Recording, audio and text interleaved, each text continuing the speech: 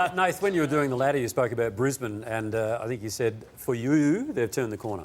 Yeah, they have, but more about the Blues. Now, they're a frustrating side to watch, the Blues, and their supporters would be frustrated. It's not about effort, because their pressure rating was around the 190s most of the night, but it's more around their skill level and their organisation behind the football. Now, let's have a look at some of the examples from last night. And this is the first one. You got Lachie Neale, 38 touches. He's a Brownlow medal, 38 last week. There's two players on that side. One of them's going to get it. I mean, it's 2-on-1, and then they're just allowed to step through. And now their defence behind the ground.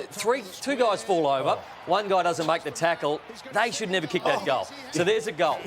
Carlton are in this game at the moment. All of a sudden you look up. How does this happen? How do you have three players out here? Eric Hipwood 30 metres off. I know you want to push up and I know you want to make the ground smaller, but you've got to turn around and have a look at where Eric Hipwood is. So that's organisation behind the ball. Now this one, you've got Blues players just standing around there. You've got to get back. You've got to guard the dangerous space because look at all that space to lead into. Now you have a look at the behind the goals vision. This is Adam Sard here. I'm going to get Kane up in a minute, but he's got to be bodying Charlie Cameron here because there's dangerous space out here. It's the only place he wants to go.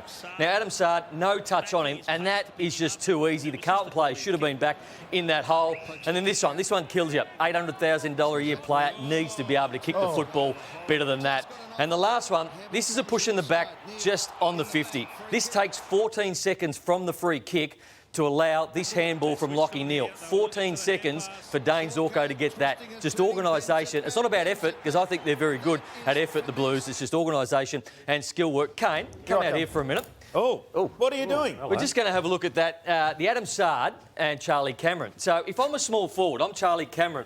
The thing I don't want is somebody blocking my space. I don't want body contact. So I want to get off Kane, but if he's body contact, I can't get over there. I cannot get over there. So that's what I want Kane to do. I want him to be bodying me up the whole time. So if he's not bodying me up, I can't get around him. I cannot run that way. So that's what Adam Sard needs to look at to put pressure on Charlie Cameron.